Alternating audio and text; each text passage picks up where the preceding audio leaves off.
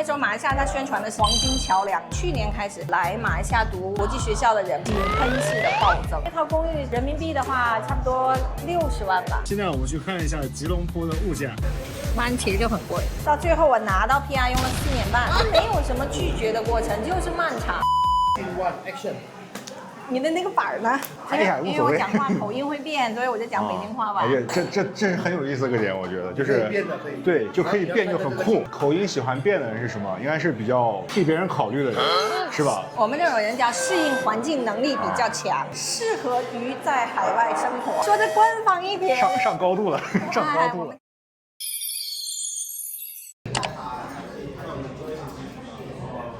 我会独立思考。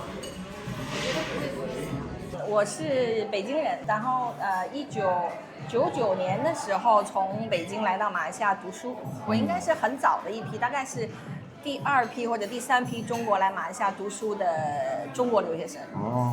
后来就认识我先生嘛，跟我先生结婚的关系，至今一直生活在马来西亚。您先生是马来西亚人？对，马来西亚华人。所以现在您就在1999年到现在，应该在马来西亚生活了。断断续续的是差不多这有25年，但是其中我有2年时间在英国，有3年时间在北京，然后08年的时候又回来跟我先生结婚。所以从08年到现在一直都是生活在这里。当时选择在马来西亚留学，这个跟我母亲有一些关系。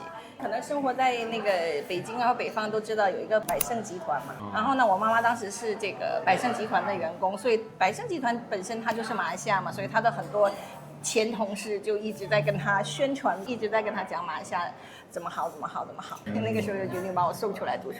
而且选择的是一个可能中国人以前觉得留学就是英美啊、加澳啊，马来西亚还是一个比较小众的选择。在99年的时候，英美那时候基本不收本科生的，他们基本都是硕士博士，然后才会就是公派呀还是什么过去。所以马来西亚的那个时候的这个留学，就给这种工薪阶层也好啊，还是普通的这些高中生开了一条路嘛。其实中国人那个时候去英美都非常难的。然后那时候马来西亚它宣传的是什么黄金桥梁嘛，就是我们实际上是在马来西亚读2年本科，又去英国读1年本科，就做一个跳板这样过去。当时很多人都是这个目的来的。哇，这个我第一次听说，还挺有意思。现在马来西亚嘛，教育可能也是跟着这个 QS 排名的晋升，很多人是没有选择这条路。在我们当年的话，大部分都是在马来西亚读，然后从马来西亚转学分去澳洲啊、新西兰啊、英国啊，一个班里大概80%都会这样走。您当时选的是什么科系呢？金融，当时可能也比较流行这个，但是后来就做的事情就跟金融就没有一点关系了。哦，那您现在在从事的工作是？我现在是在马来西亚经营一间幼儿园跟一间旅行社。幼儿园其实是给我儿子开的。为了儿子开幼儿园。完了，这跟我的生活好远，真是好土豪的做法。正式讲，初衷是什么？我住在那个地方是一个大学城，叫尼赖。然后我的表妹啊，我的同学啊，人家的小孩子在北京的幼儿园，人家都干嘛？人家都骑马击剑。然后我们那乡下幼儿园干嘛？挖土豆，我不可以接受，因为我是2个儿子，所以我想让他做一点那个 STEM 的，就是那个就科技型的幼儿园，所以我那个时候就做了一间有那个机器人课程的幼儿园。这2个工作对您来说哪一个看重或费心思？所以我可能更喜欢旅行社的工作吧，因为这么说吧，就是幼儿园已经成型了，它可能就在那边自己运作。那旅行社还有更多发展的向上发展的空间。比如说去年开始，我不知道你有没有这个感是应该是从去年开始，来马来西亚读国际学校的人井喷式的暴增。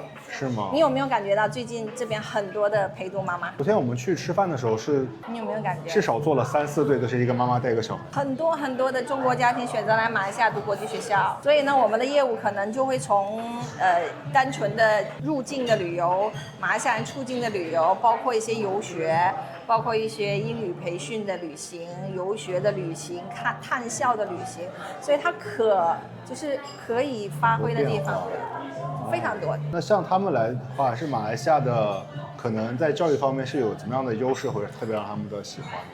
可能就是转轨吧，就是转轨国际吧。马来西亚国际学校其实挺多一下的，就我了解的话，马来西亚可能真正有国际学校牌照可能有400多间，从贵的到便宜的都有，然后英式的、美式的、澳洲的、加拿大的也都有。对比了一下，最贵的那个国际学校可能也就跟北京的差不多的国际学校一个价钱。我觉得价格还是一是有价格优势吧，第二个可能。这边的国际学校可能国际氛围，因为在中国的国际学校里可能都是中国的小孩在国际，他只是一群中国的小孩在国际学校里去读国际课程，然后在这边的话是各个国家的小孩在国际学校里面去读国际课程。那留学的梦我也是曾经做过的。当时考雅思想要练口语，结果苦苦背了半天的答案，考试一紧张，考官一开口，大脑直接宕机了。别怕，我最近发现了一款超适合社恐党的 AI 口语神器，躺着聊小程序，不用约人，不怕尴尬，随时随地开口练。在这里，我可以跟 AI 角色对话练习，生活、工作、学习，甚至可以跟 AI 谈谈恋爱。Would you go on a date with me? I would be honored to accompany you on. 而且 AI 真的不会嘲笑人，不会翻白眼，更不会嫌弃我的语法乱七八糟的，完全没有和真人对话的紧张感。练着练着，我就开始敢开口说话啦。那练好了之后呢，就可以去躺着学小程序，去验收一下学习的成果啦。作为专注于雅思学习的小程序呢，躺着学小程序它侧重于系统性的练习和真实的考场模拟。在这里呢，可以用真实的雅思口语题库进行模考 ，AI 呢会给出精确的评分，几乎可以说跟雅思的考官给的一模一样，可以呢帮我找出我的薄弱环节。更绝的是呢，我说的内容它可以一键润色，让我直接学会高分表达。那么不仅如此呢，躺着学在电脑端也是非常的强大，只要在小程序的首页点击进入网站，就能体验到我最喜欢的 AI 作文修改。它不仅能够标注出语法还有拼写的错误，还提供一键润色，直接把我的作文升级成高分范文。另外还有雅思全科互动课程，它采用游戏闯关的模式，每节课短小精悍，内容的互动性也是非常的强的，帮我轻松掌握听说读写它各项的知识点。躺着学网页版它全方位的数据追踪，能够让我对我自己的学习进程有更全面的了解，真正的做到知己知彼。我真的觉得躺着学和躺着聊小程序它改变了我学习雅思的方式。现在新用户注册呢还能够领取雅思的备考资料、干货包、录播课以及纸笔答题卡等福利，我觉得真的是非常超值的体验。那如果你也想轻松的提高你的雅思成绩的话，不妨在微信里搜索躺着学小程序，体验这款神器吧。因为姐您的小孩是马来西亚国籍，对对，我小孩马来西亚国籍，2个儿子，一个10岁，一个7岁。在对比的过程中，你觉得两种教育的环境是怎么样的？教育方面呢，我觉得可能马来西亚的家长会更放松一点。我总觉得是因为孩子多的关系吧，东边不亮西边亮嘛，不一定去 focus 在一个身上嘛，是不是？啊，像我本身自己都好的话，我2个儿子的话，那你就看嘛，大儿子喜欢什么，小儿子喜欢什么，没有必要去逼他，一定要去学好，知道吗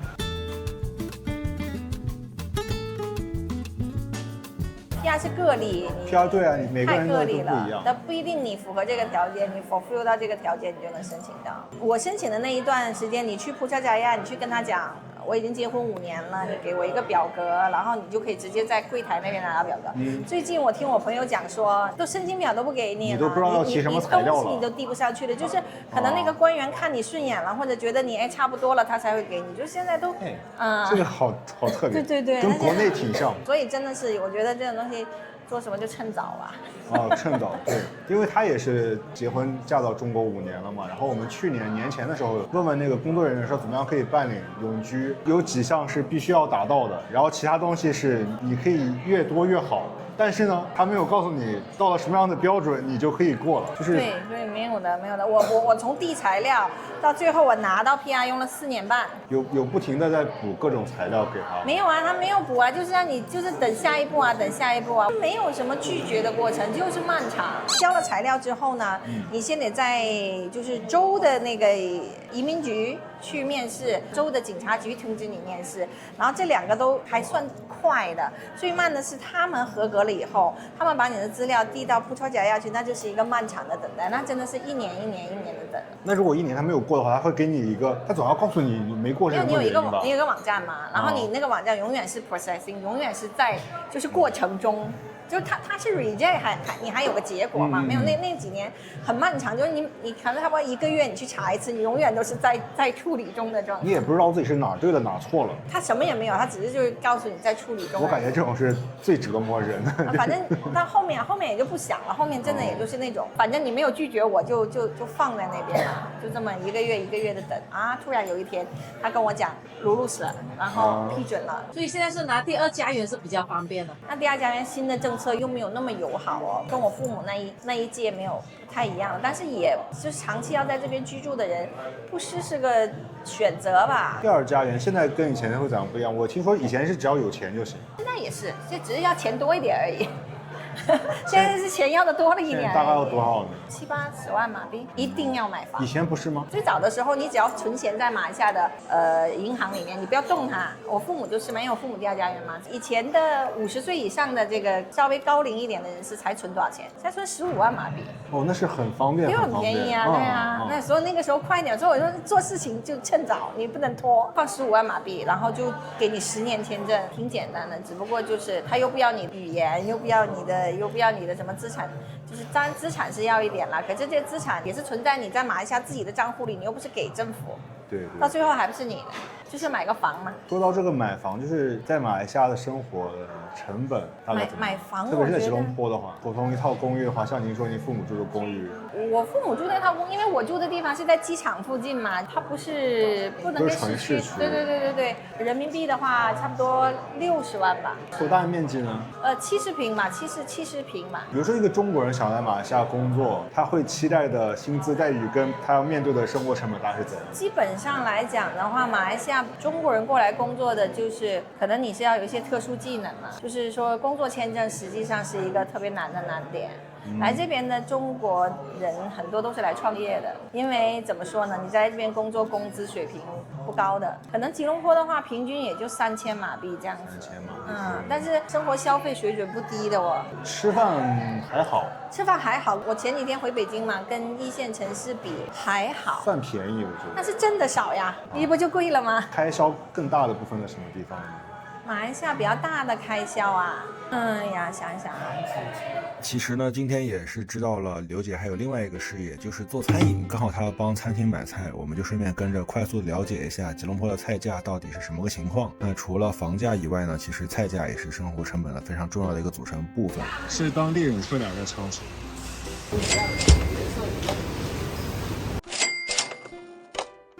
番茄就很贵。哦，番茄啊。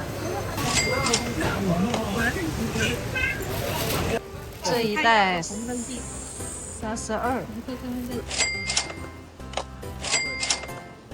逛了一圈之后，我发现跟中国商场的价格差不多吧，但是蔬菜和水果的种类确实相对比较单一一点。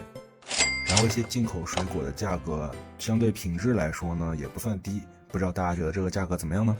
可能5年后你展望一下自己会是什么样的状态，在哪里做的什么事情？5年呐，5年后我真的说实话，5年后我的大儿子应该是差不多中学毕业了，然后我现在其实一直在做的一个计划，就是在为我的养老做一个铺路，对，要为自己养老铺路了。是靠养儿防老呢，还是自个儿卷自个儿呢？他不来。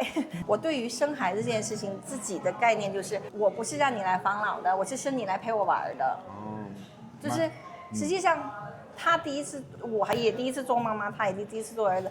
这小孩是来陪我玩的，我没有对他们有任何的要回报给我觉得没必要吧。所以5年后，我希望自己是可以躺平的。前几天我去了北京，因为我现在工作很忙，因为春节的时候，然后我就在朋友圈写了一段话，我就是特别短暂的在北京待了2天，因为我开会，我回去见了一下朋友，我就说该吃的也来不及吃，该见的也来不及见。我说我真的希望早日是什么，就是我什么时候想回北京就什么时候回，我想在北京待多长时间就多长时间，我想去哪我不用还惦记着工作的东西。有一些东西其实到了一定程度就该放手了。很有生活哲学的一段话。那我们也就祝福我们的刘姐成功躺平。谢。你想全款买是你的自由吗？马来西亚人不敢全款买东西的。你在马来西亚已经非常适应这边的。适应了，反而我回北京我不太适应。他们这些男生还不用 GPS， 然后一样的错的路，我走过3回。在马来西亚文化里面，你不要下班以后找我。